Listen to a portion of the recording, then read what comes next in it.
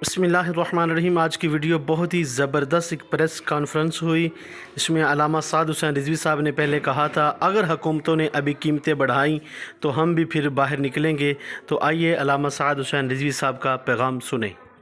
है आप रुक जाएं, यहाँ पर पेट्रोल की कीमतें नहीं बढ़ाएं, लेकिन इन्होंने बज़िद होकर और साफ जाहिर है अपनी अयाशियत का करने की बजाय ये बोझ कौम पर डालने के लिए इन्होंने पेट्रोल की कीमत फिर बढ़ाई है।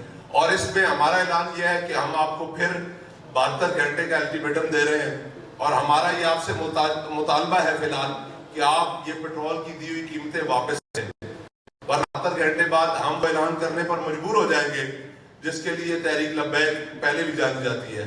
तो हमारा ये है आप रुक जाएं, यहाँ पर पेट्रोल की कीमतें नहीं बढ़ाएं, लेकिन इन्होंने बज़िद होकर और साफ जाहिर है अपनी अयाशियत का की बजाय ये बोझ कौम पर डालने के लिए इन्होंने पेट्रोल की कीमत फिर बढ़ाई है। और इसमें हमारा ऐलान यह है कि हम आपको फिर 72 घंटे का अल्टीमेटम दे रहे हैं और हमारा ये आपसे मुतालबा है फिलहाल कि आप ये पेट्रोल की दी हुई कीमतें वापस लें। 72 घंटे बाद हम ऐलान करने पर मजबूर हो जाएंगे, जिसके लिए तहरीक लब्बैक पहले भी जानी जाती है। तो हमारा